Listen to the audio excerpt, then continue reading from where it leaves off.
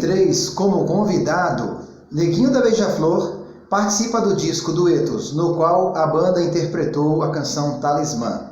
Neste mesmo ano, comemora-se 20 anos de carreira da banda Raça Negra e foi lançado o CD A Vida por um Beijo, disco que contou com 8 composições inéditas de Luiz Carlos, entre elas uma versão de I Don't Wanna Take Your Boys, sucesso de Rod Stewart, e liderada pelo próprio cantor na versão de Luiz Carlos.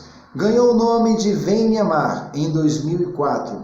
Foi lançado o DVD em Fortaleza, patrocinado pela Universal, onde até então os artistas eram os principais responsáveis financeiramente pelo lançamento de seus DVDs.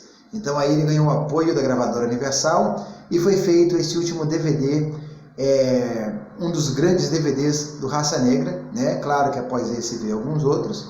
E aqui chegamos ao final dessa breve história. Em breve a gente vai estar voltando com mais coisas aqui para divulgar para vocês. O Raça Negra faz parte da sua vida? De alguma maneira as músicas já impactaram você?